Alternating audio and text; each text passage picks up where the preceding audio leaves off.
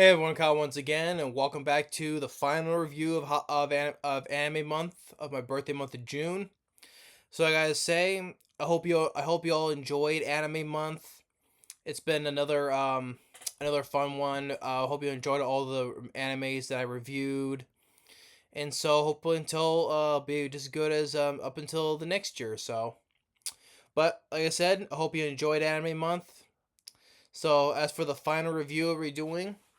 A reviewing of the first season just before season 2 premieres, and that is the first season of a show that I absolutely love and enjoyed, and I look forward to just in a couple of days that season 2 will come out. But I've already watched the first 3 episodes though, so because it came out in theaters as a movie, but for now, this, like I said, season 1 of Dandadan. So I love the show. I look forward to seeing the rest of season 2. Like I said, when I did my DVD update, I saw I saw the first 3 episodes in theaters on the night of my birthday, and it was under the title of Dandadan, Evil Eye. So it was a great experience seeing this show on the big screen, even before it played and after if it was done. Got the interviews with the both the directors, and so which was nice. It was nice to see. But so yeah, the movie, but it's comprised together of the first 3 episodes of season 2. So I saw it, but which it was great, by the way.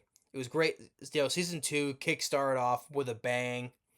So, but I will review the first because I can see when each episode was gonna end, the next one picks up. So, but I'm gonna review it individually, not as a movie. So that way, there's a little more details I can get to each one though. So, I'm gonna review it like as normal, not as a movie though. But season 2, I look forward to seeing where it picks off with episode 4 though.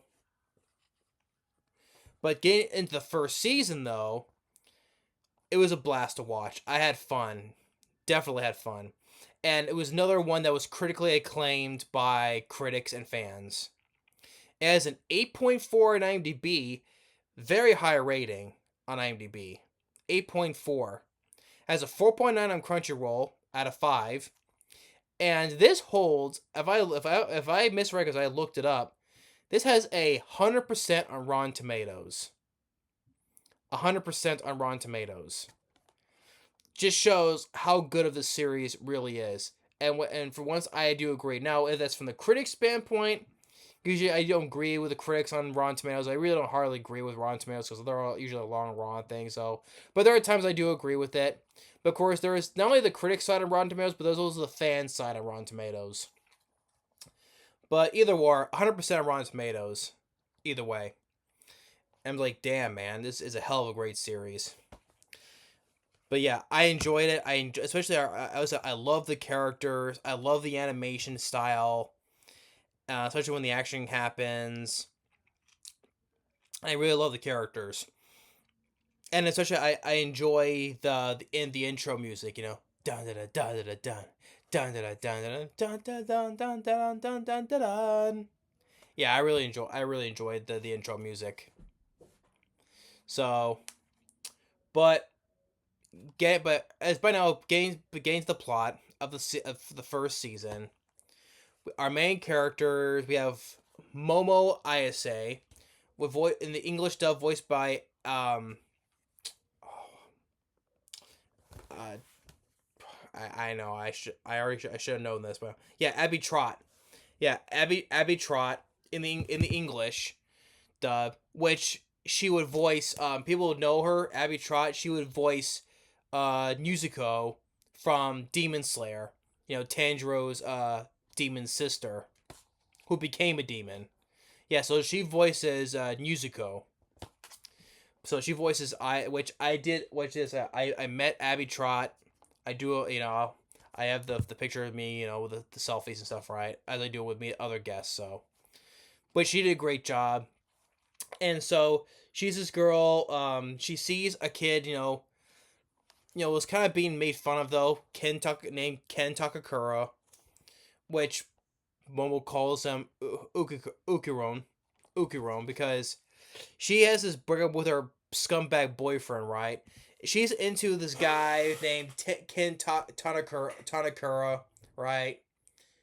And so this guy that she meets, she sits right next to him, and the guy stops teasing the guy, and that kind of triggers him, like, oh, you're the first one who has like any interaction with me, right? So you're into what I am, right?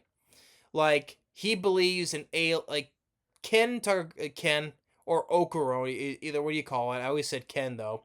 He's into space aliens, but he does not believe in ghosts, right? And Momo is the opposite. She believes in ghosts, but she doesn't believe in aliens. So, they're both arguing back and forth, and that's what one of the characters I enjoy with these two. So they decide to prove each other wrong. Like Momo goes to this abandoned building to find where aliens are supposed to hide, and then Ken goes to this abandoned tunnel where this spirit or ghost is supposed to live. And we're in the tunnel. It's supposed to be Turbo Granny, right? He sees her, he runs, and he puts a curse on him, right? And so, I want, and the whole thing is that she has the part of the curse. She has his manhood, you can say. And what's going on? Momo, she gets abducted by these aliens who want to, with their metal, want to, you know, get it with her. But then, now with Ken cursed with Turbo Granny's power, he can transport right to the phone and kicks their ass. And it's funny, like that as he's in this form, right? He kind of like he's like this other personality of him, like kind of like he's like who talks like as a downer, right? He's like, oh, this sucks. Oh man, this bites. He talks in this. He talks in this. He talks in this low tone voice. Always seemed like acting like a downer all the time. So kicks their ass, and that's when Momo's psychic powers emerge, because she's raised by her with her parents died. She was raised by her grandma, who lives at the shrine. So she gets her psychic powers when fighting these aliens, and so they escape, and the ship crashes. And so, like, hey, thanks anyway. And Momo asks, "Oh, I never got your name." And he tells him it's Ken Tanakura. The name of the guy that she wants to date with, right? And the spaceship explodes right behind her. That also indicates like her mind just exploded as well, right? And whenever it is that happens, like don't say that, don't say that. She just want to hear that that's his name, because she's been fantasizing about this dating this guy named Ken Takakura, and this guy happens to have the same name. Because the guy's a nerd to her. This guy's a nerd. He's not Ken Takakura material. He can't be. So wherever that has like, I don't want to hear it. I don't want to hear it. But it's fine. When the spaceship explodes, that also made an indication that her mind just exploded as well. So she decides to call her Okarun. So they get back to her place, but there's a barrier. The guy almost gets burned because it's supposed to reflect demons or spirits. And then we also get introduced. Well, before that, she removes the talisman that protects the place from the basically removing the barrier, and they get attacked by this other alien that looks like a sumo wrestler. One thing, they try to fight, they get beaten, but ultimately they beat it. And then this we introduced to Momo's grandma. Like I said before, when I saw it, like, what, damn, she has to be like she's the youngest grandma. She is the youngest grandma you'll ever see. She is for the youngest I ever see in anime. Definitely. And they claim to say that she's a fake. She goes on TV appearances saying, "Oh, she's a fake though, but her powers do work though, but they say that her powers only work in this designated only in this designated part of the city, right? Like each person has psychic power or powers, whatever, but there's boundaries. Like her powers only work in this city, not in another city. So there's boundaries. So that he's been cursed by Turbo Granny, and his manhood's been stolen. So they have to get it back. That's one of the that's pretty much this whole entire series has been, about Ken's junk and his golden nuts. And so they try to find a way. They fight this giant crab with Turbo Granny, and one thing leads to another. They manage to defeat her, and to see all these spirits of these girls have been released, but Turbo Granny is still there. Like his junk is there now. Ken's junk is there, but his golden nuts are still not. And so they travel. They put Turbo Granny in here, one of those these cat statues, right? And Turbo Granny herself, Turbo Granny herself is also a fun character as well. His way, the way she talks, and always talk about always. She knows certain things of spirits, but also keeps talking about his golden nuts as well. And so, but Turbo Granny herself is a fun character. So, um, so they try to find them, and there's this girl in also at their school by the name of Ira. Turns out she has one of them, and then with that she can see spirits, right? Which in her mind she believes that she's the chosen one. She's the one who can save the world, and so she thinks that Momo is a demon. Her friends tie her up, but they get unconscious because of her psychic powers, and she sees this woman in a red dress with long silky hair, which this ghost turns out to be called Acrobatic Silky. So all three of them get swallowed up. They at this band building they're at, all three of them get swallowed up, and Turbo Granny's there because she gets set on fire because Ira gets this cross, right, and it's like, ooh, what this thing smells, right? It smells like chemicals. Turns out it was a lighter. So they get burned inside. She coughs them back out. They get chased, but her hair gets tangled up all in the other places, and so Ira is dead because since she had like a certain, she's an ordinary human with didn't have any special powers because she had the golden nut though, but still, she's dead. So they have to wait to bring her back to life, and by doing that, they have to link Acrobatic Silky's basically her life force to transfer into her. So she has Momo using her psychic hands to hold into her and into Ira, so it can transfer her powers to her.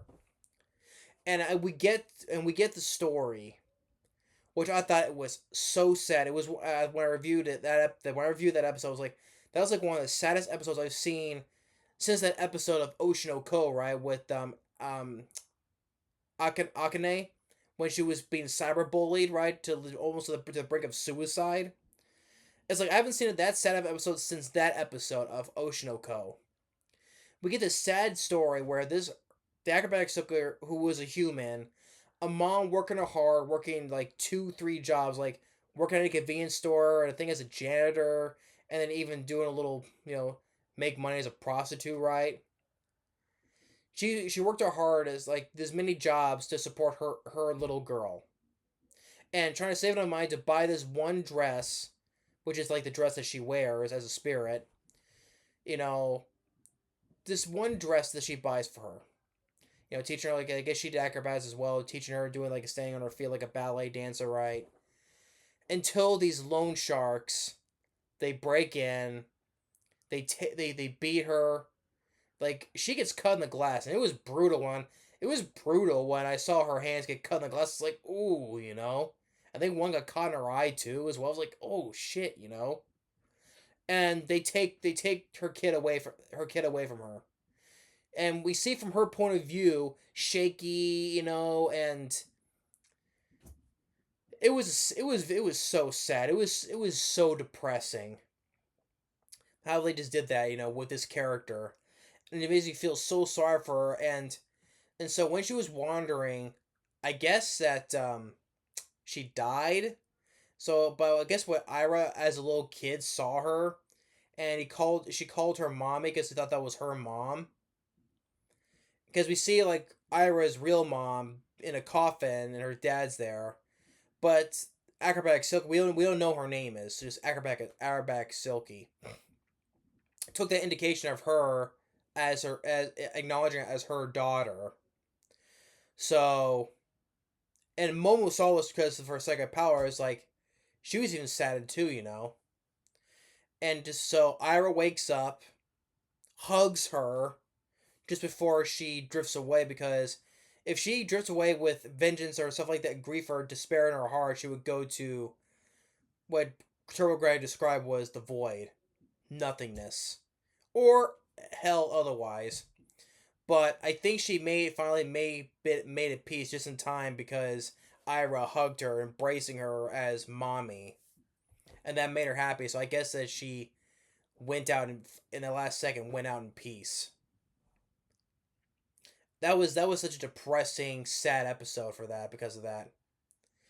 And so afterwards, when they're back at school, they get drawn to this illusion because where the school's flooded. Those aliens return again from before who took Momo, along with this kind of uh this snail looking, well, the snail looking or whatever it was, with boxing gloves, right? And even there was a point where Momo sees like it was kind of like the Loch Ness monster, and they fight each other. It turns out one thing leads to another. Ira, she has Acrobatic Silky's powers now. Like with Ken has the power of Turbo Granny, she now has the powers of Acrobatic Silky. So, and they fight the aliens, including the one guy, the other alien, the snail guy looking like. Well, the thing is, he has punches right because early in that episode they have a reference with the mantis shrimp. Said it's supposed to be one of the it has one of the most powerful punches ever in the animal kingdom, I guess.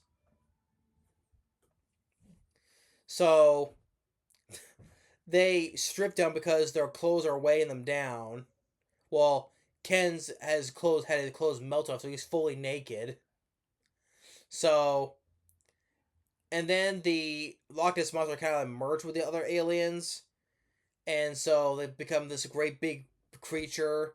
And they had to stop. One thing they stop it, right? I don't want to go into too much details, but they stop it, and they are transported back to their school. And because like basically they're all of them are basically all naked together, the school looks at them. What?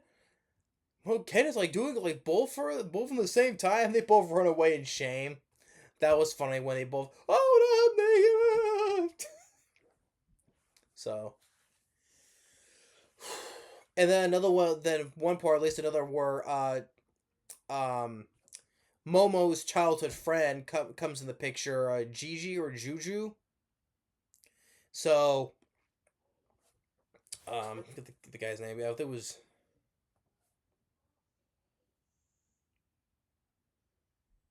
Gigi. Yeah, it was voiced by Alex Lee, who goes and voice in our lead in Solo Leveling, which is nice, you know. In Solo Leveling.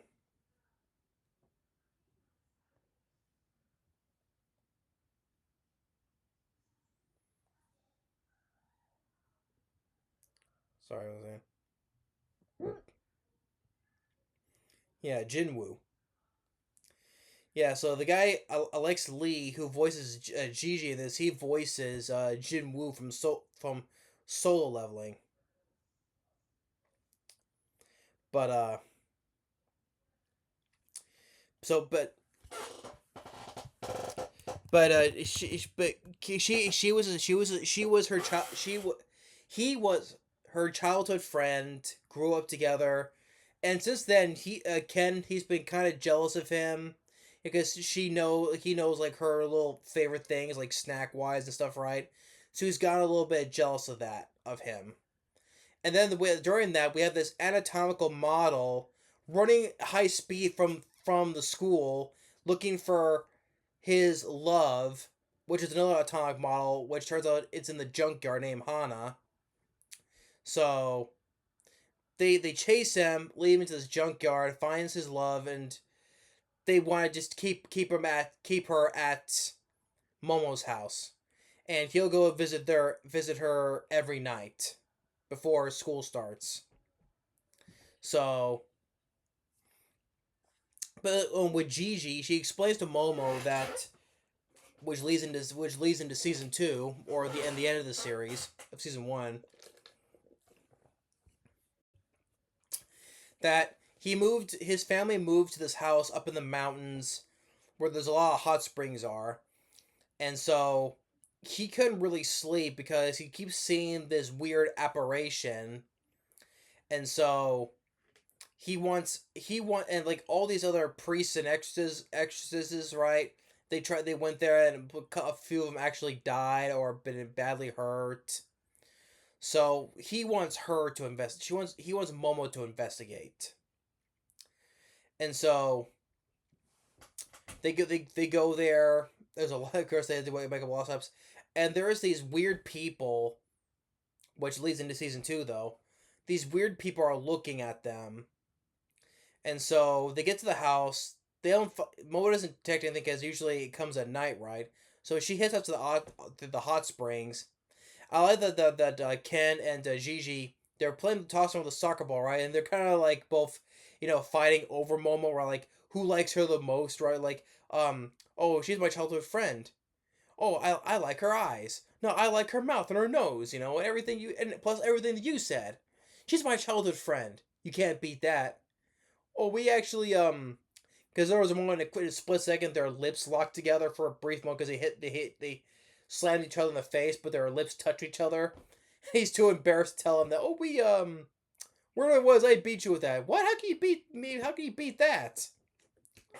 And so, but then Ken knows like, hey, your outside your house looks bigger than the inside. So they still look at this wall. It's hollow, and while it's going on, Momo's in the hot spring. She's about to get out, but it turns out the bath was co-ed.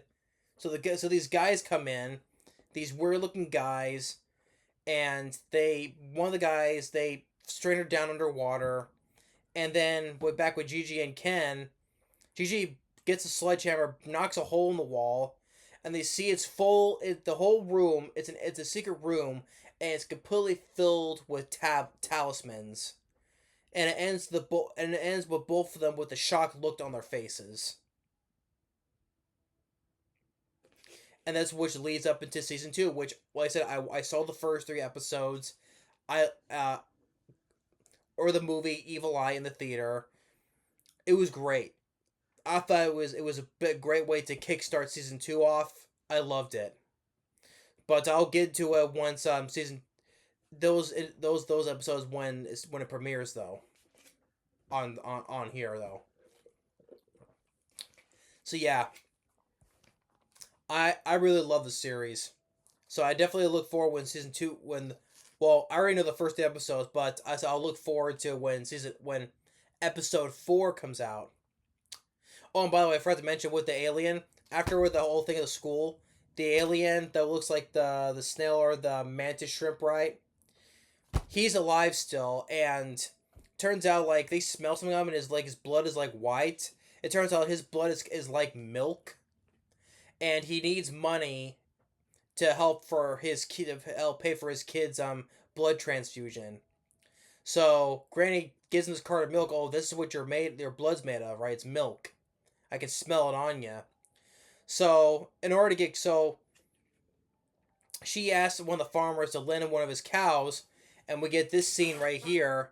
The famous scene over the years how the cow gets sort of lifted up, right? You know the one footage where the cow gets lifted up and disappears out of nowhere. It resembles as that's what this image depicts on. You know, the famous cow gets lifted up in the air, supposedly by an alien. But even though Granny still doesn't, oh, that's not an alien. It's what's it called? It's a kappa. So yeah, I gotta mention that part though. So maybe we'll see that guy. Maybe we'll see that alien again too as well. It's like whenever you need anything, just holler. We'll be back. But yeah, I love the series. I definitely look forward when episode 4 comes out. So, but I'll still review the first 3 episodes as usual. So, but Dandadan, it's been a fantastic series. Like I said, the best thing was between the chemistry between Momo and Ken or Okaroon. That's what I love the chemistry they have with each other. I enjoy the other characters. I like Gigi. I like Ira. Especially I liked Momo's grandma. Even Turbo Granny, she was fun as well. And that one episode with the acrobatic Silky, so depressing, so depressing. But here, this even has features. Has interviews with the filmmakers, the director's scene breakdown, interview with composer Kensuke Ushino, which this is the same guy. The music, that guy who did the music for this series, he also did the score for Chainsaw Man, which is nice too. That's cool. And it also has the commemorative interviews, trailers, and the end credits. So yeah, this has been a really great series. So yeah, I look forward to see when season 2 comes out. Well, up to episode 4, I mean. So, but excuse me, almost swallowed wrong. But I look forward. But I look forward to it for the rest of the season though. But season 1 of Dandadan was great. Definitely, easily 10 out of 10. I would do this. I definitely give 2 thumbs up. I would. I enjoy the characters. I enjoy the animation, the action, the humor. The humor I enjoyed. I pretty much enjoy everything. I can hardly see any problems with this at all. So yeah, that's the season 1 of Dandadan. Love this series. So won't wait to see. So with this officially closes out of anime month of 2025, my birthday month of June. So I hope you all enjoyed anime month, and hope you all looking forward to next year's. So thanks for watching and stay tuned, and still got as usual, more movie reviews and videos, and then kicking July off with the 4 great season 2s of 4 great series that I enjoyed. Of course, being with this, including which I just reviewed previously, My Dress of Darling season 2, Call of the Night season 2, and then of Kaiju number 8 season 2. Definitely looking forward to those. It's good that they pick all 4 shows I absolutely love all at one time, you know. So, but thanks for watching, stay tuned, and we'll see you on the next video. And like I said, hope you enjoyed Anime Month, and until next year. Later.